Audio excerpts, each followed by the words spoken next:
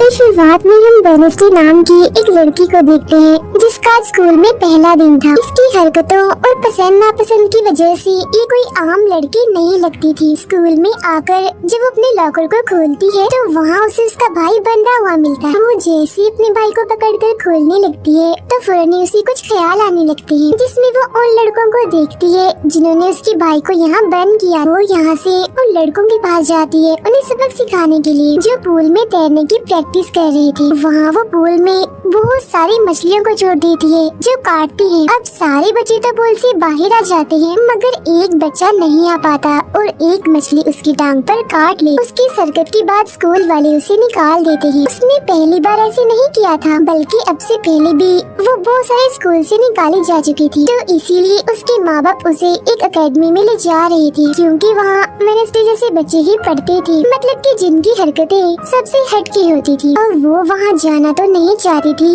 मगर मजबूरन उसे जाना ही पड़ता है। एकेडमी के पास वाले जंगल का सीन देखते हैं जहाँ एक शिकारी शिकार करने आया था। वो जंगल के काफी अंदर जाकर एक जगह पर बैठकर चाय पीने लगता है, मगर तभी कोई चीज अचानक से आकर उस पर हमला कर देती है और बड़ी बेरहमी से उसे मार देती है। वेनेसडे और उसके माँ बाप एकेडमी पहुंचकर वहाँ के प्रिंसिपल के पास जाते हैं। ये प्रिंसिपल भी वेनेसडे की तरह ही आउटकास्ट होती है। आउटकास्ट में जलपरी, वेयरवुल्व्स, वेम्पायर्स, चुड़ैल और ऐसे लोग शामिल थे जिनमें जादुई ताकतें पाई जाती है। और इस तरह के ही सारे बच्चे इस एकेडमी में पढ़ते हैं। वेनेसडे के साथ जिसने कमरे में रहना था, यानी उसकी रूम में, उसने कमरे को काफी रंगीन बनाया हुआ था। इसीलिए सब कुछ वेनेसडे को पसंद नहीं आता, क्योंकि उसे तो बस काला रंग ही पसंद था। यहाँ का सारा माहौल देखकर वो मुंह बना लेती है। तब उसकी रूममेट उससे पूछती है, तुम ठीक हो ना, क्या हुआ तुम्हें? जिस पर उसके डैड जवाब देते हैं, मेरी बेटी बड़ी अजीब है, काफी बोर है और बस इसे तुम जिंदा लाश समझो। अपने डैड की ये बातें सुनकर वेनेसडे उन्हें घूरने लगती है। अब उसकी रूममेट उसे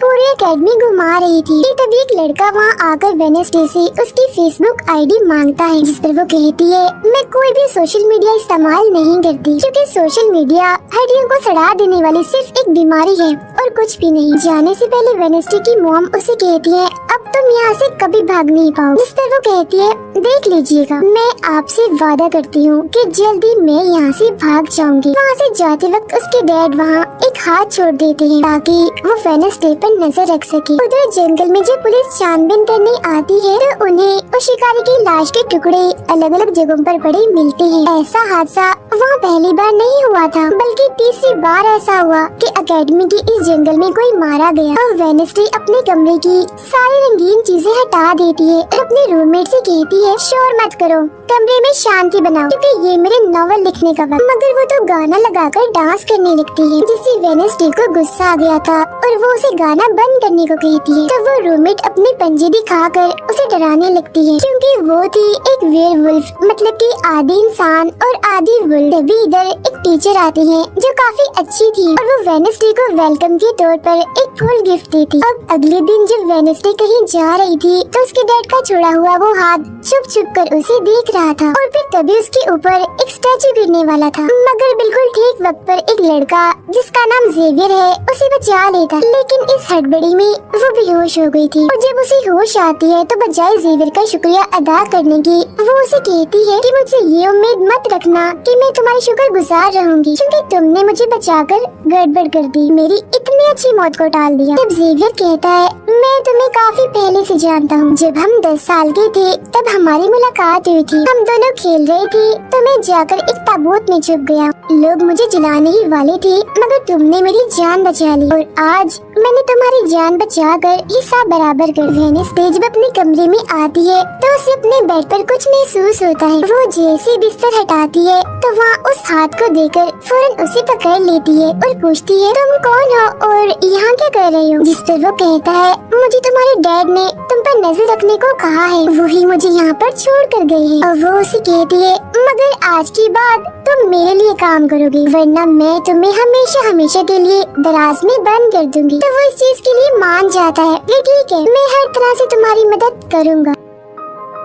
अगले दिन प्रिंसिपल वेनेसडे को एक दिमाग के डॉक्टर के पास ले जाती है, क्योंकि उन्हें भी ऐसा महसूस हुआ था कि वेनेसडे का दिमागी तवाज़ुन कुछ ठीक नहीं है। मगर वो वहाँ कोई बहाना बनाकर हाथ की मदद से खिड़की खोलती है और वहाँ से भाग जाती। भागते हुए वो एक आदमी से टकरा जाती है, जिसे फौरन उसे ख्याल आता है, जिसमें वो देखती है कि इस आदमी का अभी एक्सीडेंट होने वाला है, जिसमें वो मर गया है बड़ी बेरहमी से। मगर वो इस बारे में उस आदमी को कुछ नहीं बताती, क्योंकि उसे खून खराबा बहुत पसंद। वो एक होटल में जाती है, जहाँ उसकी मुलाकात एक वेटर से होती है। वो काफी परेशान दिख रहा था, क्योंकि उसकी कॉफी मशीन खराब हो गई। वेनेसडे उसे कहती है, मैं तुम्हारी कॉफी मशीन ठीक कर सकती, लेकिन इसके बदले तुम्हें मुझे स्टेशन पर छोड़ना होगा। जिसके लिए वो मान भी जाता है और वेनेसडे उसकी मशीन ठीक कर देती है। जिस पर वो कहता है, बस थोड़ा सा इंतजार करो, मेरी शिफ्ट खत्म होने वाली है, फिर हम चलते। और वेनेसडे जब वहाँ बैठी इंतजार कर रही थी कि तभी कोई शरारती लड़की आकर उसे परेशान करने लगती है, जिससे उसे गुस्सा आ गया था और वो उन लड़कों को अकेले ही काफी मारती है और अच्छा सबक सिखाती है। अब इतनी ही देर में उस वेटर के डैड, जो एक पुलिस ऑफिसर थे, वहाँ आ जाते हैं। तोड़फोड़ देखकर जब वो अपने बेटे से इस बारे में पूछते हैं, तो वो कहता है, कुछ नहीं, बस वो लड़के कस्टमर्स को परेशान कर रहे थे, तो इसने उन्हें अच्छा सबक सिखा दिया। तभी यहाँ अकेडमी की प्रिंसिपल भी आ जाती है, उनसे सॉरी बोलकर वेनेसडे को यहाँ से ले जाती है। रास्ते में वो उस पर काफी गुस्सा करती है कि आखिर तुमने कैसे अकेडमी से भागने की कोशिश की। तभी उन्हें रास्ते में एक एक्सीडेंट हुआ नजर आता है, जो उसी आदमी का था जिससे वेनेसडे टकराई थी। जो देख प्रिंसिपल घबरा जाती है, कहती है, मेरी दुआ है ड्राइवर को कुछ ना हुआ हो। जिस पर वेनेसडे कहती है, वो तो मर गया है और उसकी गर्दन भी टूट गई है। फिर अकेडमी में आने के बाद वेनेसडे गिटार बजाने लगती है। वो काफी अच्छा बजा रही थी, जिसकी धुन प्रिंसिपल के साथ साथ काफी बच्चों को भी पसंद आती। रूममेट जब कमरे में आती है तो उसकी नजर हाथ पर पड़ती है, जिस बारे में वो वेनेसडे से पूछती है कि ये क्या चीज है। जिस पर वो जवाब देती है कि ये हमारी एडम फैमिली का एक मेंबर है। अब हम एक अनजान लड़के को देखते हैं, जो लाइब्रेरी में जाकर एक किताब से एक सफा फाड़ लेता है, जिस पर एक तस्वीर बनी हुई। उधर हाथ वेटर के घर पहुंच जाता है, जिसे देख वो काफी डर गया था और उसे मारने लगता है। फिर हाथ उसे बैठने का इशारा करके उसे वेनेसडे का नंबर देता है और उसे फोन करने का कहता है। फिर जब वेटर उसे कॉल करता है तो वो कहती है कि हमारी अकेडमी में एक त्योहार मनाया जाने वाला है, जहाँ सभी बच्चे आएंगे। मैं वहाँ से भागने वाली हूँ और अगर तुम मुझे स्टेशन तक पहुँचा दोगे तो मैं तुम्हें काफी अच्छा इनाम दूंगी। जिस पर वो वेटर मान भी जाता है। जब वो त्योहार में जाती है तो देखती है कि प्रिंसिपल की नजर मुझ पर ही है, इसीलिए वो एक आदमी को पैसे देकर प्रिंसिपल का ध्यान भटकाने का कहती है। और वेटर वहाँ आकर वेनेसडे के जाने से पहले उसे उसके डैड का एक पुलिस रिकॉर्ड तोहफे में देता है, जो उसने अपने डैड की फाइल्स में से चुराया था, क्योंकि उसके डैड एक पुलिस ऑफिसर जो थे। अब उस रिकॉर्ड को लेकर जैसे वो यहाँ से जाने लगती है तो तभी वो उस लड़के से टकरा जाती है, जिसने बुक में से तस्वीर को फाड़ा था। टकराते ही वेनेसडे को उस लड़के की मौत के ख्याल आने लगते हैं कि वो थोड़ी देर में मरने वाला है, जो बहुत ही भयानक थी। वो लड़का अब जंगल की तरफ जाने लगता है तो वेनेसडे भी उसके पीछे जाती है और कहती है, रुक जाओ, जंगल में मत जाओ, तुम्हारी जान को खतरा है, तुम मर जाओगे। मगर तभी वो उसे अपने जादू से उड़ाकर पेड़ पर लगा देता है और कहता है, खतरा मुझे नहीं तुम्हें है, बल्कि तुम खुद ही खतरा हो और मैं सब लोगों को तुमसे बचा रहा हूँ। उस दिन स्टैचू को मैंने ही तुम्हारे ऊपर गिराया था। जिसके बाद वो उसे एक तस्वीर दिखाता है और कहता है, इस तस्वीर में तुम ही हो, जिसे मेरी मॉम ने 25 साल पहले बनाया था। और ये उस वक्त की बात है जब वो इस अकेडमी में पढ़ती थी। मरने से पहले उन्होंने कहा था कि इस लड़की यानी तुम्हें मुझे रोकना होगा, नहीं तो तुम इस अकेडमी के साथ साथ पूरी दुनिया को भी तबाह कर दोगी। वो बस वेनेसडे को मारने ही वाला था कि तभी एक बड़ा सा मॉन्स्टर आकर उस पर हमला कर देता है और बड़ी ही बेरहमी से उसे मार देता है। इसके बाद हम वेनेसडे को उसके कमरे में देखते हैं, क्योंकि उसने यहाँ से भागने के इरादे को खत्म कर दिया था। क्योंकि अब उसके दिमाग में बहुत सारे सवाल थे, जैसे कि मैं इस दुनिया के लिए खतरा कैसे हूँ, एक मॉन्स्टर ने आखिर मेरी जान क्यों बचाई, और साथ ही उसके डैड के खिलाफ पुलिस रिपोर्ट, जिसमें उसके डैड के ऊपर एक कत्ल का इल्जाम था।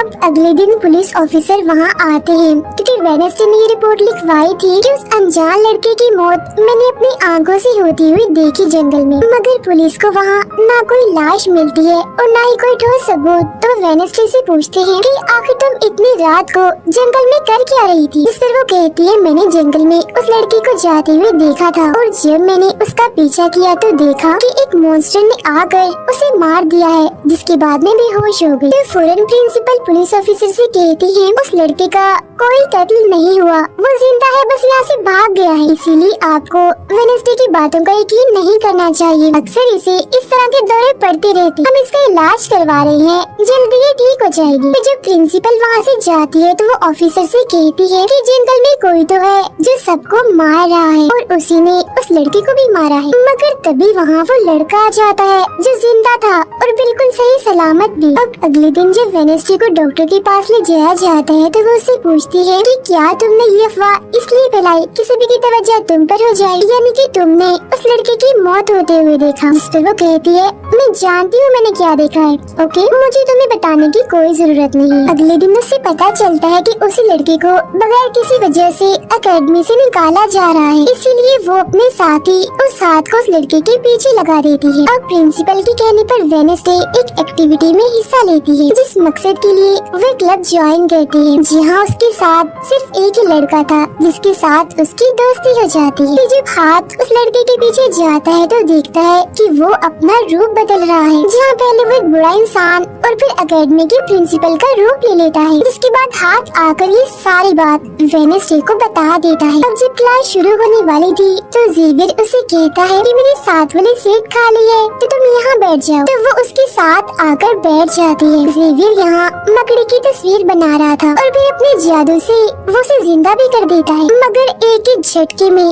वेडनेसडे उसे मार देती है और उसकी राख उड़ा देती है। अब एक लड़की जो काफी बदतमीज थी और विलन में थी, उसकी और वेडनेसडे के बीच काफी बहस हो जाती है क्योंकि दोनों ही एक दूसरे से काफी चिढ़ती थी, एक दूसरे को जरा भी पसंद नहीं करती थी। फिर इसके बाद वेडनेसडे अपनी जगह अपने रूममेट को उस क्लब में भेज देती है जहाँ वो एक्टिविटी की प्रैक्टिस कर रही थी और खुद वो अकेली ही चली जाती है एकेडमी की उस जंगल में मॉन्स्टर को ढूंढने के लिए। वेडनेसडे को वहाँ उस अनजान लड़के का टूटा हुआ चश्मा भी मिलता है, वही अनजान लड़का जिसे मॉन्स्टर को मारता हुआ इसने देखा था। और अब जैसे ही वो इस चश्मे को छूती है तो लाइब्रेरी में उसे वहाँ एक किताब भी दिखती है, तो वो उस किताब को खोजने लाइब्रेरी में चली जाती है, मगर उसे वहाँ उस तरह की कोई भी किताब नहीं मिलती। जिसके बाद वो चुपके से जेवियर के कमरे में चली जाती है क्योंकि वो लड़का और जेवियर एक ही कमरे में रहते थे। वेडनेसडे और हाथ यहाँ पर उस किताब को ढूंढ रहे थे, मगर तभी यहाँ जेवियर आ जाता है, जिस वजह से वो बेड के नीचे छुप जाते हैं। तभी जेवियर के पास वो विलन लड़की भी आती है और उसे कहती है तुम मुझसे क्यों नाराज हो,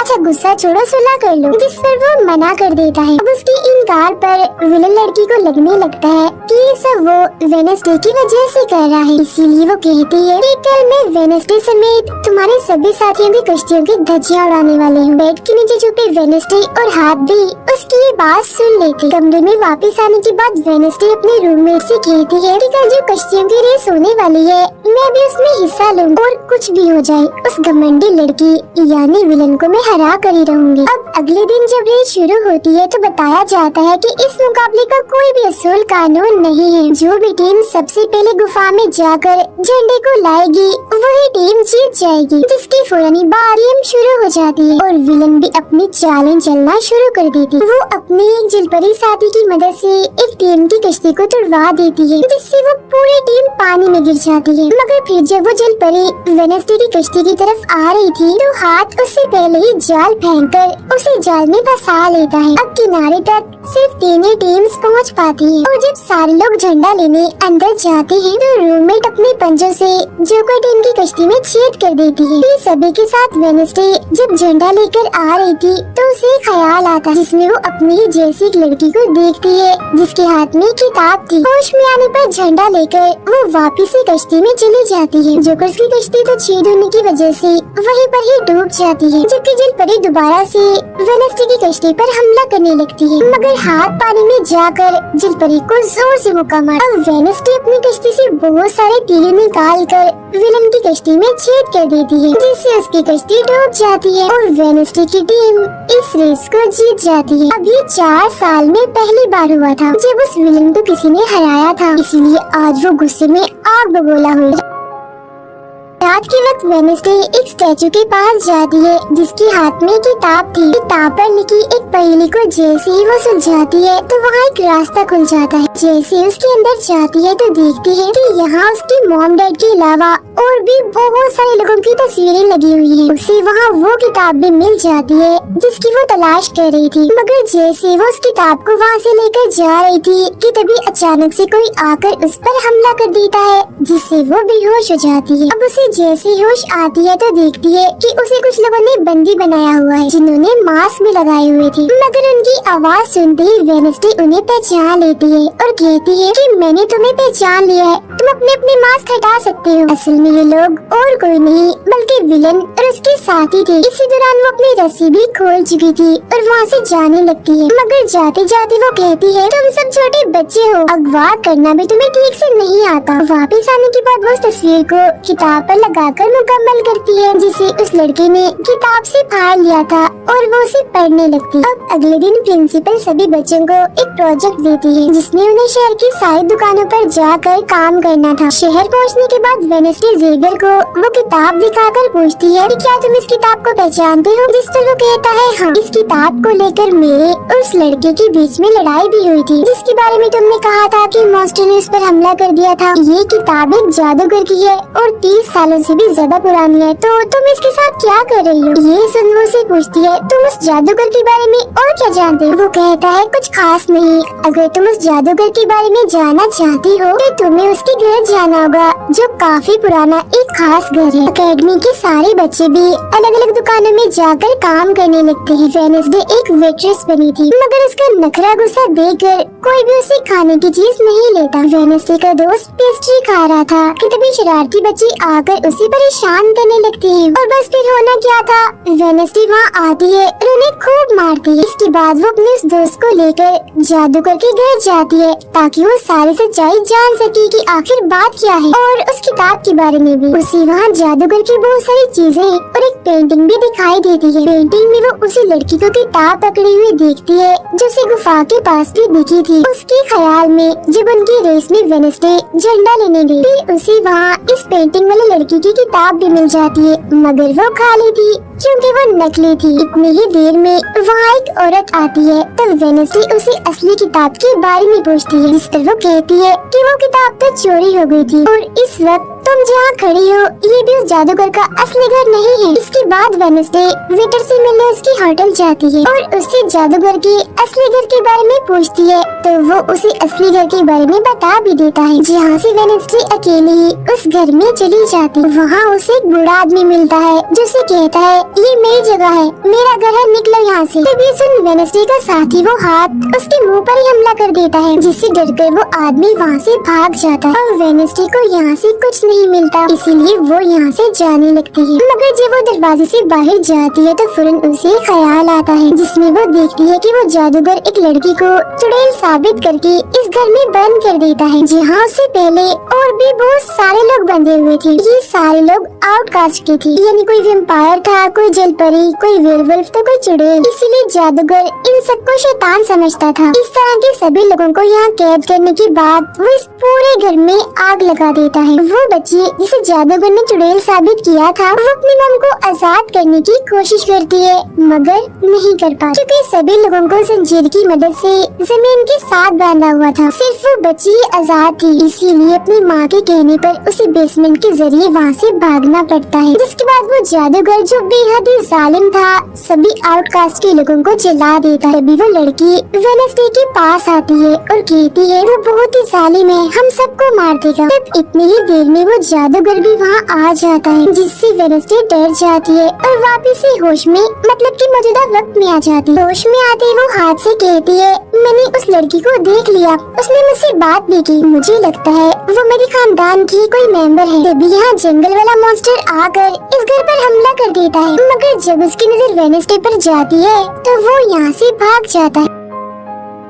वेडनेसडे और हाथ उसका पीछा करते हैं, मगर देखते हैं कि मॉन्स्टर के कदमों के निशान तो इंसानी पैरों के निशान में बदल गए। अगले दिन उस जादूगर की मूर्ति को इज्जत के तौर पर इस जगह पर लगाया जाने वाला था, क्योंकि शहर के लोग तो उसे अपना हीरो ही मानते थे। और आज वेडनेसडे को वहाँ गिटार बजाने के लिए बुलाया गया था, लेकिन वो लोग जैसे मूर्ति लगाकर अपना काम करने लगते हैं तो तभी वो हथेली फेंक कर मूर्ति को आग लगा देता है, क्योंकि वेडनेसडे के कहने पर उसने पहले ही मूर्ति पर पेट्रोल डाल दिया था। आग देखकर सारे लोग वहाँ से भाग जाते हैं, मगर वेडनेसडे अभी भी वहाँ बैठी गिटार बजा रही होती है। साथ ही वो मूर्ति को जलता हुआ देखकर खुश भी हो रही थी। अब प्रिंसिपल को वेडनेसडे पर ही शक था, मगर उसके खिलाफ प्रिंसिपल के पास कोई सबूत नहीं था। अब जादूगर के जिस पुराने घर में वेडनेसडे गई थी, जहाँ वो बूढ़ा आदमी था, वो अभी भी वही रुका हुआ था, मगर तभी वो मॉन्स्टर वहाँ आता है और उस बूढ़े आदमी पर हमला कर देता है। लेकिन मरते मरते वो बूढ़ा आदमी मॉन्स्टर की 2-3 तस्वीरें अपने कैमरा में बना ही लेता है। पुलिस को जब ये खबर मिलती है तो फौरन छानबीन करने पहुंच जाती है, जहां उन्हें बूढ़े आदमी के कैमरा से मॉन्स्टर की तस्वीर भी मिल जाती है। अगले दिन हाथ मुर्दा घर जाकर वहाँ लगी कैमरा पर कोई चीज लगा देता है, ताकि जो वो करे उसे कोई न देख सके। फिर वो दरवाजा खोलता है तो वेडनेसडे अंदर आती है। वो यहाँ दरअसल उस बूढ़े आदमी के जख्मों को देखने आई थी, जिसे उस मॉन्स्टर ने मारा था। वो बूढ़े आदमी की लाश को देखकर सारा डेटा अपने पास रिकॉर्ड कर लेती है, जबकि हाथ उसकी एक फाइल बनाने में लग जाता है। तभी वहाँ डॉक्टर और पुलिस ऑफिसर भी आ जाते हैं। तब छुपने के लिए वेडनेसडे एक बॉक्स में सो जाती है। जब डॉक्टर उस बॉक्स को खुला हुआ देखते हैं तो फौरन उसे चेक करते हैं, मगर जब वेडनेसडे को उसमें पड़ा हुआ देखते हैं तो उन्हें लगता है कि ये भी एक लाश है, इसीलिए वो उस बॉक्स को बंद करके वहाँ से चले जाते हैं। मगर फिर जब हाथ उसे वहाँ से लेने आता है तो वो कहती है अच्छा तंग मत करो प्लीज, थोड़ी देर और सोने तो बड़ा मजा आ रहा है। फिर इसके बाद वो अपनी छानबीन से ये पता लगवा लेती है कि वो मॉन्स्टर असल में जिस्म के हिस्सों को इकट्ठा कर रहा है। फिर अगले दिन जब वो अकेडमी जाती है तो उसे जेवियर की गर्दन पर किसी के पंजों के निशान दिखते हैं। अब हम जेवियर को एक केबिन से बाहर आता हुआ देखते हैं, और क्योंकि वेडनेसडे को उसके जख्मों पर पहले से ही शक था तो वो भी उसका पीछा करते करते वहाँ आ गई थी। उसे वहाँ पर बहुत सारी मॉन्स्टर की ड्राइंग्स और तस्वीरें दिखती हैं। एक दो तस्वीर को लेकर जैसी वो वहाँ से जाने लगती है तो तभी जेवियर उसे देख लेता है और जाने से रोक देता है, मगर वेडनेसडे उसका ध्यान भटकाने के लिए उसे बस एक ही बात कह देती है कि क्या तुम आज रात होने वाली डांस पार्टी में मेरे साथ चलोगे। जिसके बाद वो जेवियर की बनाई मॉन्स्टर की ड्राइंग्स ले जाकर पुलिस ऑफिसर को दे देती है, जिस पर वो कहते हैं इसे हम किसी को भी नहीं पकड़ सकते, कोई ठोस सबूत लेकर आओ। अब वेडनेसडे अपनी सारी रिसर्च को अपने दोस्त के सामने रख देती है ताकि वो उसकी मदद कर सके। उनमें से एक ड्राइंग को देखकर उसका दोस्त कहता है कि मैं इस जगह के बारे में जानता हूँ। जिसके बाद वो वेडनेसडे को उस जगह पर ले जाता है, जो एक गुफा थी, जिसके अंदर जाकर उन्हें बहुत सारी हड्डियाँ और एक हथकड़ी भी मिलती है। थोड़ा छानबीन करने पर उसे वहाँ एक नोकदार बड़ा सा नाखून भी मिलता है, जिसे वो अपने पास रख लेती है। जिसके बाद वो जेवियर के पेंटिंग वाले केबिन में जाती है और डस्टबिन से एक कपड़ा जिस पर खून लगा हुआ था उसे निकाल कर अपने पास रख लेती है। जैसी वो वहाँ से जाने लगती है तो तभी वहाँ जेवियर आ जाता है और उसे पूछता है तुम यहाँ मेरे केबिन में क्या कर रही हो। उसके बाल डालकर वो उसे पूछती है ये जो चोट तुम्हारी गर्दन पर है ये तुम्हें कैसे लगी। तब वो बताता है कि पिछले कुछ दिनों से ये मॉन्स्टर मेरे सपनों में आ रहा है, इसीलिए मैं इसकी ड्राइंग्स बनाता हूँ। मगर एक दिन मैंने अपने जादू पर से कंट्रोल खो दिया और ड्राइंग के अंदर से मॉन्स्टर की पंजे निकलकर मुझे नोच लिया। लेकिन अब क्योंकि वेडनेसडे उस पर शक कर रही थी, इसीलिए वो उस पर काफी गुस्सा करता है और फौरन उसे यहाँ से जाने का कहता है। अब वेडनेसडे वो खून लगा कपड़ा और नाखून जाकर पुलिस ऑफिसर को दे देती है और कहती है ये लो सबूत और बेशक डीएनए टेस्ट करवा लो। मेरे ख्याल से इतना सबूत काफी होगा, है ना।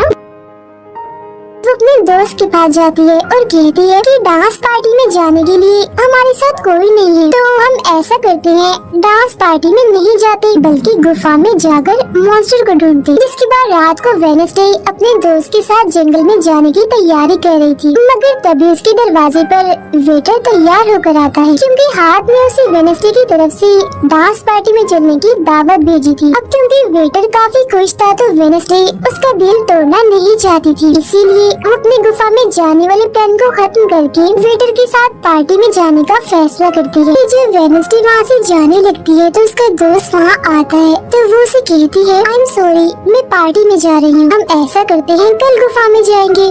लेकिन उसका दोस्त बगैर बताए अकेला ही उस गुफा में चला जाता है। उधर पार्टी में सारे लोग आकर काफी एंजॉय कर रहे थे। सब लोग अपने अपने साथी को लेकर पार्टी में आए हुए थे, जहाँ जेवियर अपने साथ उस विलन लड़की को लाया था। लेकिन जब वेडनेसडे वेटर के साथ वहाँ आती है तो उन दोनों को साथ देकर जेवियर जलने लगता है। जब सब लोग डांस कर रहे थे तो वेडनेसडे की डांस करने की स्टाइल से सारे लोग काफी हैरान रह जाते हैं, क्योंकि वो काफी अजीब तरह से ही डांस कर रही थी। उधर जंगल में वेडनेसडे का दोस्त भी पहुंच गया था और छुपकर मॉन्स्टर के आने का इंतजार कर रहा था, मगर तभी वहाँ कोई आता है और उस गुफा में धमाका करके भाग जाता है। जेवियर लगातार उन दोनों को देखकर जल रहा था, इसीलिए वो विलन लड़की से कहता है कि तुम अपना लॉकेट उतारो और अपने जेल परी से मेरे लिए मदद मांगो ताकि मैं वेडनेसडे को भूल जाऊं। जिस उन विलन लड़की भड़क जाती है और उसे कहती है कि तुम तो पहले ये कहते फिर रहे थे कि मैंने अपनी जेल परी से तुम्हें अपने काबू में किया है और अब तुम्हें किसी को बुलाने के लिए मेरी ही मदद चाहिए। तभी बाहर शरारती लड़कों का ग्रुप टैंकर लेकर आता है और डांसिंग क्लब के पंप में वो बड़ा सा पाइप लगा देते हैं और फिर तभी अचानक उस पार्टी में खून की बारिश होने लगती है, क्योंकि जो टैंकर वो शरारती लड़के लाए थे जिसका पाइप उन्होंने लगाया था उसमें दरअसल खून था। ये देख सारे लोग घबरा जाते हैं और पार्टी से भागने लगते हैं, मगर वेडनेसडे वहीं खड़ी रहती है क्योंकि उसे तो अब और मजा आ रहा था, क्योंकि वो बारिश खून की नहीं बल्कि कलर की थी जिसमें वो काफी एंजॉय कर रही थी। तभी वेडनेसडे को ख्याल आता है जिसमें वो देखती है कि उसका दोस्त अकेला ही जंगल में चला गया है। जी हाँ, वो मुसीबत में है, उसकी जान खतरे में है, इसीलिए वो जंगल की तरफ उसे बचाने के लिए भाग जाती है। उसके दोस्त के पीछे दरअसल वो मॉन्स्टर पड़ गया था जिससे बचकर वो भाग रहा था। वो मॉन्स्टर एक बार उस पर हमला करता ही है कि तभी वेडनेसडे उसे ढूंढते हुए वहाँ आ जाती है। तो मॉन्स्टर उसे देखकर वहाँ से भाग जाता है। वो अपने दोस्त को बेहोश पड़ा हुआ देखकर काफी घबरा जाती है। इतनी ही देर में उसकी टीचर भी उसका पीछे करते करते वहाँ आ गई थी, जिसके बाद उसके दोस्त को हॉस्पिटल ले जाया जाता है और वेडनेसडे खुद वापस अपने अकेडमी में आ जाती है, जहाँ वो अपने डैड पर लगे इल्जाम को सुलझाने की कोशिश कर रही थी कि आखिर सच क्या। अकेडमी में सारे माँ बाप अपने बच्चों से मिलने आते हैं क्योंकि आज मीटिंग थी। प्रिंसिपल सबको बताती है कि वेडनेसडे के दोस्त की हालत में सुधार हो रहा है, कुछ दिन के बाद ठीक होकर वो वापस आ जाएगा। मगर दूर खड़ी वेडनेसडे अपने रूममेट को बताती है कि ये झूठ है, वो तो कोमा में है बेचारा। तभी यहाँ दोनों के माँ बाप आ जाते हैं और ये उनसे मिलने चली जाती है। वेडनेसडे अपने मॉम डैड को बताती है कि जब से आपने मुझे यहाँ छोड़ा है मेरे ऊपर बहुत सारे हमले हुए हैं। अब इन सभी को अपनी अपनी फैमिली से मिलता हुआ दूर खड़ी जेवियर और विलन लड़की देख रही है, क्योंकि उनकी मॉम डैड आज भी नहीं आई। अब विलन लड़की सुधर गई होती है, साथ ही उसकी जेवियर के साथ दोस्ती भी हो गई थी, तो अब से हम उसे जेवियर की दोस्त कहें। तब इतनी ही देर में उसकी मॉम भी इधर आ जाती है, जिसे देखकर वो काफी हैरान थी। वेडनेसडे के माँ बाप प्रिंसिपल से मिलते हैं तो वो कहते हैं कि वेडनेसडे काफी अजीब तरह से सबसे पेश आती है, इसे डॉक्टर के पास ले जाए इलाज करवाने के लिए। अब इससे पहले वहाँ उसके माँ बाप कुछ कहते फौरन वो बोल पड़ती है कि रुकिए जरा, डैड मैं आपसे कुछ पूछना चाहती हूँ। ये देखिए एक लड़का जिसका नाम गैरेट है, इसके कत्ल का इल्जाम आपके सर पर क्यों है और ये कौन था? तो वेडनेसडे की मॉम उसे कुछ भी बताने से इनकार कर देती है, तो वो अपनी मॉम को ये कहकर यहाँ से चली जाती है कि मत बताइए, बाकी सबूत मैं खुद ढूंढ लूँ। वो सीधा जाती है हॉस्पिटल अपने दोस्त से मिलने, जी हाँ उसका ख्याल वेडनेसडे का साथी हाथ रख रहा था। अब पता चलता है कि डॉक्टर ने अपनी जान ले ली है और ये डॉक्टर वही था जिसकी मुर्दा खाने से वेडनेसडे बूढ़े आदमी की लाश को देखने आई। मरने से पहले डॉक्टर ने एक खत भी छोड़ा था जिसमें लिखा हुआ था कि मैं गैरेट के केस पर शर्मिंदा हूँ क्योंकि मैंने उसकी झूठी रिपोर्ट बनाई थी। अब जब सारे लोग खाना खा रहे थे तो तभी वहाँ पुलिस ऑफिसर आकर वेडनेसडे के डैड को पकड़ लेता है और कहता है कि गैरेट की मौत के इल्जाम में तुम्हें गिरफ्तार किया जा रहा है। जेल में वेडनेसडे अपने डैड से मिलने जाती है, पूछती है कि बताएं गैरेट से आपका क्या वास्ता? तो वो बताते हैं कि गैरेट तुम्हारी मॉम से बहुत प्यार करता था। फिर एक दिन जब तुम्हारी मॉम और मैं साथ थे तो गैरेट ने आकर मुझ पर हमला कर दिया। मैंने अपना काफी बचाव किया, जिस दौरान गलती से उसकी मौत हो गई। ये सुन वेडनेसडे को उनकी बात थोड़ी झूठी लगती है। फिर वो पुलिस ऑफिसर के पास जाती है, कहती है मेरे डैड ने गैरेट को नहीं मारा और ये उनके खिलाफ साजिश की जा रही है। जिस पर वो कहता है दुनिया तुम्हारे हिसाब से नहीं चलती,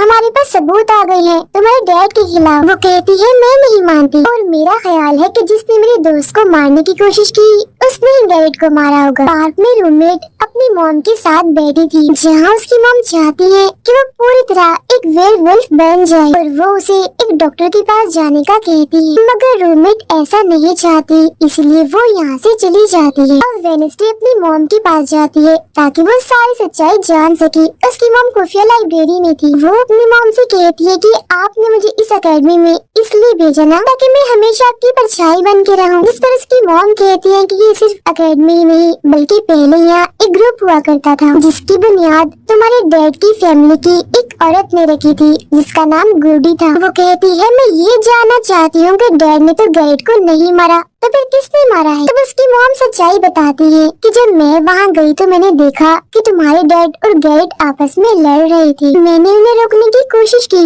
मगर गैरेट तुम्हारे डैड को काफी बुरी तरह से मार रहा था। मैंने फौरन तलवार उठा ली और फिर जैसे गैरेट मेरे पास आने लगा तो तलवार उसके आर पार हो गई और वो मारा गया। मगर तुम्हारे डैड ने मेरी जान बचाने के लिए तलवार मुझसे ले ली ताकि सारा इल्जाम उन पर आ जाए। वेडनेसडे कहती है मगर मुझे पता चला था कि जब गैरेट मरा तो उसके मुंह से झाग निकल रही थी। ऐसा तो सिर्फ तब होता है जब किसी ने जहर लिया। अब सच पता करने का सिर्फ एक ही रास्ता है, गैरेट की कब्र को खोदना। जिसके बाद वो अपनी मॉम के साथ मिलकर गैरेट की कब्र को खोद देती है और वहाँ से उसकी एक उंगली ले लेती है। मगर तभी इधर पुलिस आकर उन दोनों माँ बेटी को गिरफ्तार कर लेती है। जेल में वेडनेसडे गैरेट की उंगली अपने मॉम डैड को दिखाती है, कहती है कि उसकी मौत जहर से हुई थी। मगर जैसे उसके हाथ इस उंगली पर लगते हैं उसे फौरन एक ख्याल आता है जिसमें वो देखती है कि गैरेट के डैड ने उसे जहर दिया था ताकि वो इस पूरे अकेडमी के लोगों को मार डाले। मगर जब उसकी लड़ाई वेडनेसडे के डैड से हुई तो जहर की बोतल टूट गई जिससे सारा जहर गैरेट के अंदर चला गया, जिसका मतलब साफ था कि उसने वेडनेसडे के डैड को ही नहीं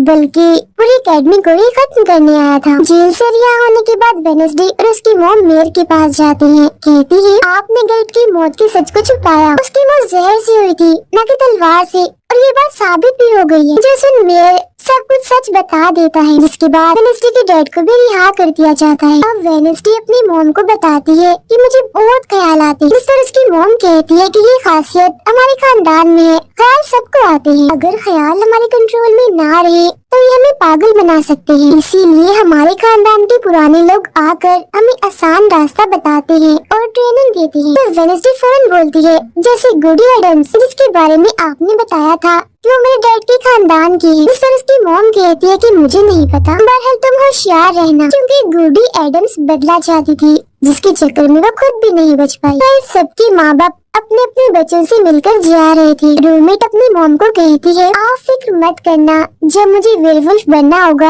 मैं बन जाऊंगी। जाने से पहले वेडनेसडे की मॉम उसे वही किताब देती है जो अक्सर प्रिंसिपल के पास हुआ करती थी। वो किताब लेकर वेडनेसडे प्रिंसिपल के पास जाती है, कहती है कि उस अनजान लड़की को आपने मारा था, मैंने देखा था, जिसके बारे में मैंने कहा था कि उसे मॉन्स्टर ने मारा है, क्योंकि वो आप ही हो जो खुद को बदल बदल कर लोगों को मार रही हो। मैं ये बात अब पुलिस को बता दूंगी। जिस पर प्रिंसिपल कहते हैं नहीं, उसे मैंने नहीं मारा, बल्कि वो तो अपनी ताकतों पर से कंट्रोल खो बैठा था और उस दिन उसने तुम्हें मारने की भी कोशिश की थी। इनकी बातों के दौरान इन्हें बाहर से शोर सुनाई देता है। ये चेक करने जब वहाँ जाती है तो पता चलता है कि बाहर ग्राउंड में आग से कुछ लिखा हुआ। अब वेडनेसडे अपने चारों तरफ मोमबत्तियां जला के बैठी थी क्योंकि वो गुडी को बुलाने की कोशिश कर रही, मगर तभी इधर उसकी रूममेट आ जाती है। साथ ही उसे एक खत भी मिलता है जिसमें कोई उसे गुफा में मिलने बुलाता है। जब वेडनेसडे अपनी रूममेट के साथ वहाँ जाती है तो गुफा के अंदर जाने के बाद उसे एहसास होता है कि यहाँ कोई है। यहाँ दरअसल जेवियर और उसके साथी थे जो वेडनेसडे को सरप्राइज देना चाहते थे क्योंकि आज उसकी बर्थडे थी। यहाँ वेडनेसडे को एक लाइन लिखी हुई दिखती है कि जब मैं लौटूंगा तो शोले बरसे। इसे जैसे वो हाथ लगाती है तो उसे ख्याल आता है जिसमें वो उसी लड़की से मिलती है जो अक्सर उसे नजर आया करती थी, और ये और कोई नहीं बल्कि गूडी ही है। वो वेडनेसडे को एक महल दिखाकर कहती है कि अगर तुम्हें उस जादूगर के बारे में जानना है तो तुम्हें इस महल को ढूंढकर यहाँ आना होगा। जब वो ग्राउंड में खड़ी उस लाइन को देख रही थी जहाँ आग से कुछ लिखा था, तो तभी उसके पास जेवियर आता है जिससे वो बात नहीं करती क्योंकि नाराज थी। उसे लग रहा था कि हो ना हो जेवियर ही वो मॉन्स्टर है। फिर वो अपने दोस्त के पास हॉस्पिटल जाती है जो अभी भी बेड पर था और उसकी हालत भी खराब थी, इसीलिए वो उसे कोई बात नहीं कर पाती। अब वेडनेसडे अपने दोस्त वेटर से मिलने जाती है और उसे उस महल जो गुडी ने दिखाया था उसकी तस्वीर दिखाकर पूछती है कि क्या तुम इस जगह के बारे में जानती हो, जिस पर वो मना कर देता। अब यहाँ तो उसका काम नहीं हुआ, इसीलिए उस तस्वीर को लेकर जेवियर के पास जाती है और उससे भी वही सवाल करती है कि क्या तुम इस जगह के बारे में जानते हो, मगर तभी उसकी नजर इसी महल की पेंटिंग पर जाती है जो जेवियर ने पहले से ही बनाई हुई थी, जिस पर वो बताता है कि ये जगह रात को मेरे सपने में आई थी तो मैंने इसे बना दिया। अच्छी बात ये थी कि जेवियर इस जगह के बारे में जानता भी था। तब उसी महल का पता लेकर वेडनेसडे वहाँ पहुँच जाती है जहाँ मेयर पहले से ही मौजूद था, और क्योंकि वो जान गया था कि असली कातिल कौन है तो वेडनेसडे उसकी गाड़ी में ही छुप जाती है। मगर जैसे मेयर की गाड़ी शहर में पहुँचती है तो कोई उनकी गाड़ी को ठोक देता है जिससे मेयर का एक्सीडेंट हो गया था। वो काफी जख्मी हो जाते हैं, उनकी हालत मरने वाली हो गई। फिर अब रात के वक्त वेडनेसडे वेटर और अपने रूममेट के साथ उसी महल में आती है। यहाँ उसे ऐसा महसूस होता है जैसे कोई इधर रह रहा है क्योंकि मोमबत्तियाँ गर्म थी और ये कमरा बिल्कुल साफ था। इतनी ही देर में वो मॉन्स्टर भी यहाँ आ जाता है जिससे बचने के लिए ये लोग छुप जाते हैं। ये लोग देखते हैं कि जिन जिन लोगों पर मॉन्स्टर ने हमला किया था उनके जिस्म के कटे हुए हिस्से यहाँ पर पड़े हुए हैं। अब वेडनेसडे अपने दोस्तों को मॉन्स्टर से बचाना चाहती थी, इसीलिए वो उन्हें यहाँ से ले जाती है। ये वेटर के घर जाते हैं जहाँ जैसे उसकी डेड आती है तो वेडनेसडे उन्हें कहती है कि मैं आपको कुछ दिखाना चाहती हूँ, क्योंकि वो पुलिस ऑफिसर जो थे वो जब उन्हें महल में ले जाती है तो वहाँ पर कुछ भी नहीं था। मतलब जिस्म के कटे हुए हिस्से जो पहले यहाँ पर रखे हुए थे अब वो वहाँ पर नहीं पड़े थे, जिससे पुलिस ऑफिसर को गुस्सा आ जाता है और वो कहते हैं कि आज के बाद तुम मेरे बेटे से नहीं मिलोगी। अब जब वेडनेसडे एकेडमी आती है तो वहाँ उसे प्रिंसिपल मिलती है जो कहती है कि तुम्हें मैंने कहीं भी जाने से मना किया था मगर तुमने मेरी बात ना मानकर अच्छा नहीं किया। जिस पर वो जवाब देती है मैं सच का पता लगवाने गई थी, इसीलिए मैं माफी नहीं मांगूंगी, मैंने कुछ गलत नहीं किया है। जिसके बाद वो प्रिंसिपल को एक पेंटिंग भी दिखाती है जिसमें वो जादूगर था और वेडनेसडे खुद थी। बताती है कि इसीलिए वो अनजान लड़का मुझे मारना चाहता था क्योंकि उसे लग रहा था कि एकेडमी के लिए मैं खतरा हूँ, मगर खतरा दुश्मन कातिल तो कोई और ही है, जबकि मैं तो इस एकेडमी और सबको बचाना चाह रही हूँ तो मुझे एक मौका मिलना चाहिए। प्रिंसिपल कहती है नहीं, तुम कहीं नहीं जाओगे, आगे से ऐसी कोई भी गलती की तो मैं तुम्हें एकेडमी से निकाल दूंगी। और वहाँ से वो ये कहकर चली जाती है। जब अपने कमरे में वापस आती है तो देखती है कि रूममेट अपना सामान पैक कर रही है क्योंकि वो यहाँ से जा रही है। वो गुस्से में वेडनेसडे से कहती है कि तुम्हें सिर्फ अपना काम में निकलवाना आता है, फिर चाहे इसके लिए तुम्हारे दोस्तों की जान क्यों न चली जाए। आज वो अजीब सा मॉन्स्टर हमें भी मार देता। जिसके बाद वो यहाँ से चली जाती है। अब वेडनेसडे बिल्कुल अकेली रह गई थी, इसलिए कमरे में एक जगह बैठकर वो उस बॉक्स को देखने लगती है जो वो जादूगर के महल से चुरा कर लाई थी। उसे बॉक्स के नीचे एक खत मिलता है जिसमें वेडनेसडे की अपनी ही बहुत सारी तस्वीरें होती हैं। जो देख वो कहती है मेरी एडम्स फैमिली, जादूगर, मॉन्स्टर और मैं शायद किसी न किसी तरीके से जुड़े हुए हैं। और जब ये बात मेयर को पता चली तो किसी ने उनका मुंह बंद कर दिया, मगर मैं चुप नहीं बैठूंगी और तुम जो कोई भी हो मैं तुम्हें ढूंढ लूंगी, देखना। अब मेयर की मौत हो गई थी और जब उन्हें दफनाया जा रहा था तो वेडनेसडे वहाँ आती है और सोचने लगती है कि कातिल यहाँ आए लोगों में से ही कोई है। मगर तभी उसे जंगल में कोई दिखता है। वो पीछे करती है तो पता चलता है कि और कोई नहीं बल्कि उसका अंकल है। अंकल बताते हैं कि मेरे ऊपर चोरी का इल्जाम है तो कुछ वक्त के लिए मुझे छुप के रहना होगा। तब वेडनेसडे उन्हें एक केबिन में छुपा देती है और मॉन्स्टर की तस्वीर दिखाकर पूछती है कि आप इसके बारे में कुछ जानते हैं? इस पर वो कहती है मैं ज्यादा कुछ तो नहीं जानता। अगर तुम्हें इसके बारे में जानना है तो तुम्हें खुफिया लाइब्रेरी में जाना होगा। वहाँ एक तिजोरी में डायरी है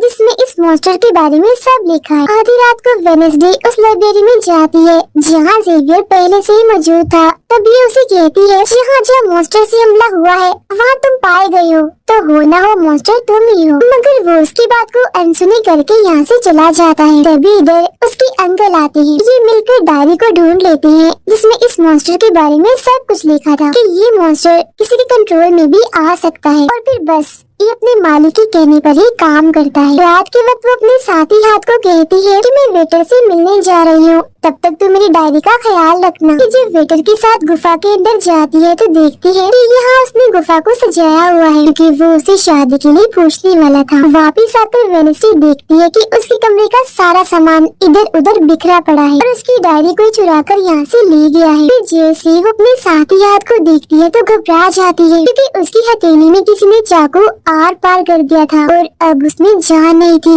वो मर गया था। फिर वो हाथ को लेकर जल्दी से अपने अंकल के पास आती है और दुखी होती हुई कहती है प्लीज अंकल कैसे भी करके हाथ को जिंदा कर दीजिए। तब अंकल बार बार बिजली के झटके उसे देते हैं जिससे वो जिंदा हो जाता है। वो उसे पूछती है अच्छा तुम पर हमला किसने किया था? जिस पर इशारों से वो बताता है कि मैंने नहीं देखा क्योंकि हमला पीछे से हुआ था। जिस पर वेडनेसडे गुस्से से भर जाती है, कहती है चाहे कुछ भी हो जाए मैं उसे नहीं छोड़ूंगी, वो जो भी है। और वो प्रिंसिपल को आकर कहती है किसी ने मेरे कमरे में तोड़ फोड़ कर दी है, साथ ही कोई इस डायरी को भी चुरा कर ले गया है। वो कहती है वो डायरी तो खुफिया लाइब्रेरी में थी तो तुम्हारे पास कैसी आई? तुम ऐसी हरकतें मत करो कि एकेडमी को बंद करना पड़े, ऐसा मैं होने नहीं दूंगी। जब वेडनेसडे वहाँ से जा रही थी तो तभी उसके पास उसके साथी आते हैं और उसे जानकारी देते हैं कि गैरेट जिसकी मौत का इल्जाम तुम्हारे डैड पर था उसकी मॉम को किसी ने डुबोकर मारा था और मरने से पहले उनकी सारी प्रॉपर्टी एक डॉक्टर ने हथिया ली थी। डॉक्टर नाम सुनकर वेडनेसडे को दिमागी डॉक्टर पर शक होता है, इसीलिए वो सीधा उनके पास जाती है। कहती है कि मैं जानती हूँ आपके अंदर गैरेट की मॉम की आत्मा है जो सबसे अपनी मौत का बदला लेना चाहती है। अब बस कर दो, तुम्हारा खेल खत्म हुआ। जिसके बाद वो यहाँ से चली जाती है। ये सारी बातें सुन डॉक्टर को जरा भी समझ नहीं आती कि क्या बोल रही थी, इसीलिए वो फौरन प्रिंसिपल को कॉल करती है। कहती है वेडनेसडे आई थी, उसका बर्ताव काफी अजीब था, उल्टी उल्टी बातें कर रही थी वो। अब तभी यहाँ मॉन्स्टर आ जाता है जो डॉक्टर पर हमला करके उन्हें मार देता है। अब डॉक्टर तो मर गई थी, इसीलिए वेडनेसडे की शक की सुई अब जेवियर पर आ जाती है, इसीलिए वो उसे मिलने उसके कैबिन में जाती है। यहाँ उसे मरे हुए लोगों का सामान भी मिलता है जिससे उसका शक और पक्का हो जाता है। अब तभी इधर पुलिस भी आकर जेवियर को पकड़ लेती है क्योंकि पुलिस को यहाँ पर वेडनेसडे ने ही बुलाया था। अब जब वेडनेसडे कमरे में आती है तो उसकी रूममेट वापस आ गई थी। कहती है तुम्हारा और मेरा कोई ताल्लुक है, मैं तुम्हारे साथ रहना चाहती हूँ, मैंने तुम्हें और हाथ को बहुत याद किया। फिर इसके बाद वेडनेसडे वेटर के पास जाती है जहाँ उसे फिर से कुछ ख्याल आने लगते हैं जिनमें वो देखती है कि मॉन्स्टर और कोई नहीं बल्कि वेटर ही है जिसे वो पसंद करती है। मगर फिलहाल वो उसे कुछ नहीं कहती, उसे एक जगह पर लाती है और फिर कहती है कि जेवियर को तो फंसाया जा रहा है जबकि असली मॉन्स्टर तो तुम ही हो। मगर वो इसके लिए बार बार मना करता है। तभी यहाँ वेडनेसडे के सारे दोस्त भी आ जाते हैं और वेटर को पकड़कर कुर्सी से बांध देते हैं। अब वेडनेसडे उस पर जुल्म करना चाहती है मगर उसके दोस्त ऐसा करना नहीं चाहते, इसीलिए वो यहाँ से चले जाते हैं। फिर जैसे ही वो वेटर को मारने के लिए आगे बढ़ती है तभी वेटर के डैड पुलिस ऑफिसर यहाँ आ जाते हैं और वेडनेसडे को गिरफ्तार कर लेते हैं। हालांकि वो उन्हें कहती भी है कि असली कातिल आपका बेटा है, वही मॉन्स्टर है ये, मगर वो उसकी एक नहीं सुनते। फिर जब वो यहाँ से जा रही थी तो वेटर उसके पास आता है, कहता है कैसा लगा हारना, अभी तो और भी बहुत कुछ होना बाकी है बच्चों। जिसके बाद प्रिंसिपल भी वेडनेसडे को कह देती है कि तुमने सारी हदें पार कर दी, इसीलिए तुम्हें एकेडमी से निकाला जा रहा है। लेकिन अभी भी वो बार बार एक ही बात कह रही थी कि वेटर ही असली मॉन्स्टर है, मगर फिर भी वो उसकी एक नहीं सुनती और जाने का कहती है। तब आखिरी बार वेडनेसडे जेवियर से मिलने जाती है जो जेल में बंद था और उससे नाराज भी था क्योंकि वेडनेसडे ने उसे पुलिस के हवाले किया था। हालांकि वो उसे बताती भी है कि मॉन्स्टर वेटर है और उसने मेरे जरिए तुम्हें फंसाया है। वो उसकी एक नहीं सुनता, कह देता है इस सारी मुसीबत की जड़ तुम हो। अगर तुम ये एकेडमी छोड़ के चली जाओगी तो कुछ भी गलत नहीं होगा। ये बात सुनने के बाद वो एक सेकंड भी नहीं रुकती और यहाँ से चली जाती है। वो अपने कमरे में आकर अपना सारा सामान पैक करती है, जिसके बाद वो सभी से आखिरी मुलाकात करती है। सबसे आखिर में वो अपने दोस्त से मिलने हॉस्पिटल में जाती है। कहती है मैं तो जा रही हूँ, तुम अपना ख्याल रखना और हाँ बाहर मत निकलना, बाहर मॉन्स्टर हो सकता है। और उस दिन गुफा में धमाका करने वाला और कोई नहीं बल्कि प्रिंसिपल ही थी। जिस पर वो कहता है नहीं, धमाका करने वाले के जूते लाल थे, जबकि प्रिंसिपल कभी भी लाल जूते नहीं पहनती। ये बात सुनकर वेडनेसडे को पता चल जाता है कि असली कातिल कौन है। वो अपनी उसी टीचर के पास जाती है जिसे सब पसंद करते थे और कहती है बाकी लोग तो बिना वजह मारे गए हैं, जबकि असली कातिल तो तुम ही हो। तुमने ही वेटर को अपने कंट्रोल में करके उसे मॉन्स्टर बनाया और धीरे धीरे उसे अपना गुलाम बना लिया। अपने इशारों पर नचाकर लोगों को उसके जरिए मरवाया। तभी यहाँ वेटर भी आ जाता है, जिसे वो टीचर कहती है जल्दी करो, वेडनेसडे को मार दो। लेकिन दरअसल ये वेटर नहीं थी बल्कि प्रिंसिपल थी, जो रूप बदल कर यहाँ पर आई थी। और अब टीचर प्रिंसिपल के गले में जहर का इंजेक्शन घुसा देती है, जिससे प्रिंसिपल बेचारी मारी जाती है। फिर वो वेडनेसडे को भी बांध कर जादूगर की गुफा में ले आती है। गुफा में आकर वेडनेसडे को पता चल जाता है कि जिन मरे हुए लोगों के जिस्म के हिस्सों को इकट्ठा किया गया था वो दरअसल जादूगर को दोबारा से जिंदा करने के लिए किए गए थे। तभी यहाँ टीचर जो असली विलन थी वेडनेसडे को बताती है कि जब गुडी ने जादूगर को मारा था तो गुडी ने अपने खून से जादूगर की कब्र पर एक ताला लगा दिया था। और अब जादूगर को जिंदा करने के लिए हमें गुडी की फैमिली मतलब एडम्स फैमिली के ही किसी इंसान का खून चाहिए, साथ ही पूरे चांद की रात भी हो। और अब हमें ये सुनहरी मौका मिल गया है जादूगर को जिंदा करने का, क्योंकि एडम्स फैमिली से तुम हो और आज पूरे चांद की रात भी है, हम तुम्हारा खून लेंगे। जिसके बाद टीचर वेडनेसडे के हाथ पर कट लगा देती है, जिससे उसका खून निकलने लगता है। फिर वो उसके खून से जादूगर की कब्र का ताला खोल देती है और फिर अगले ही पल जादूगर भी जिंदा होकर अपनी कब्र से बाहर आ जाता है। बाहर आते ही वो वेडनेसडे को चाकू मार देता है, जिससे वो जख्मी हो जाती है। इसके बाद वो एकेडमी को खत्म करने के लिए चला जाता है। अब तभी यहाँ गुडी एडम्स आती है और वेडनेसडे को बिल्कुल ठीक कर देती है, मतलब कि उसके जख्म, और कहती है मैंने तुम्हें ठीक तो कर दिया है, मगर अब के बाद मैं तुम्हें नजर नहीं आऊंगी। जंगल की रास्ते से जब वेडनेसडे जा रही थी तो तभी उसके सामने वेटर आ जाता है। उसे टीचर कंट्रोल कर रही थी,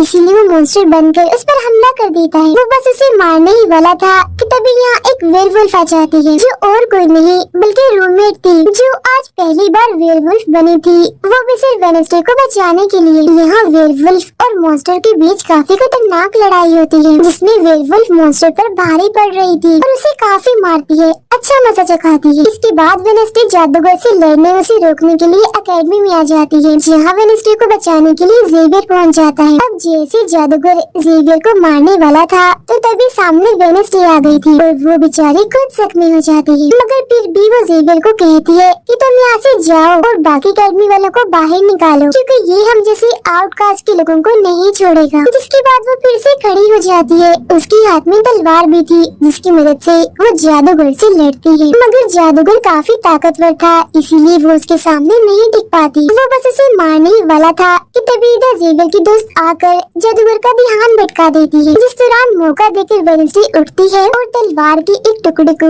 जादूगर के दिल के आर पार कर देती है, क्योंकि ऐसा उसे गुडी एडम्स ने करने को कहा था। जी हाँ, जादूगर एक बार फिर से मर जाता है और उसका जिस्म जलने लगता है और राख बनकर उड़ जाता है। जादूगर के मरते ही यहाँ वो टीचर आ जाती है, जिसके हाथ में गन थी, जिसे वो वेडनेसडे पर टांग देती है, क्योंकि वो उसे मारना चाहती है। मगर तभी यहाँ वेडनेसडे का दोस्त भी आ गया था, जिसके पास बहुत सारी मधुमक्खियाँ थी। वो उन सभी मधुमक्खियों को टीचर पर छोड़ देता है, जिससे उसका भी काम तमाम हो जाता है। जब वेडनेसडे अपने मिशन में कामयाब होकर बाहर आती है, जहाँ सारे लोग खड़े थे, तो वो वहाँ अपने रूममेट को भी देखती है, जो अब वेयरवुल्फ से अपने असली रूप में आ गई थी। यहाँ वो दोनों पहली बार गले मिलती है, मगर हैरत, अब वेडनेसडे को कोई भी ख्याल नहीं आ रहा था। कुछ वक्त के बाद वेडनेसडे अपना नॉवल भी पूरा कर लेती है, मगर वो इसका एंड नहीं करती, इन्हीं की उसे खत्म नहीं करती और आगे बस एक सवालिया निशानी छोड़ देती है। वो जेवियर से मिलने जाती है, जहाँ वो उसे गिफ्ट देता है, जिसमें मोबाइल था। वो इस गिफ्ट को ले तो लेती है, मगर कुछ नहीं कहती और वहाँ से चली जाती है। फिर जब वो अपनी गाड़ी में थी तो उसके पास मैसेज आता है, जिसमें उसकी कुछ तस्वीरें थी और साथ ही ये मैसेज भी था कि मैंने तुम पर नजर रखी हुई है, जिससे वो सोच में पड़ जाती है कि टीचर तो मर गई है, मगर अब उसके बाद ये कौन है जो सब कर रहा है। इसी सोच में वो अपने घर के लिए निकल जाती है। जिसके बाद हम पुलिस की गाड़ी को देखते हैं। इसमें वो वेटर को बांधकर कहीं ले जा रहे थे, क्योंकि उन्हें भी पता चल गया था कि ये असली मॉन्स्टर है, इस बस को कंट्रोल करता है। मगर तभी अचानक से वेटर दोबारा मॉन्स्टर बन जाता है और सभी पुलिस वालों को मार देता है। इसका मतलब ये था कि टीचर की तरह अभी भी कोई है जो इसे कंट्रोल कर रहा है और वो लोगों को मरवाता रहेगा इसके जरिए। और ये अनजान इंसान वही हो सकता है जिसने वेडनेसडे को मैसेज किया, यानी कि अभी भी कोई है जो एकेडमी को बैन करवाने में लगा है और मॉन्स्टर के जरिए खून खराबा कत्ल होना आम ही रहेगा। और इसी के साथ ही ये सीजन इधर ही खत्म हो जाता है।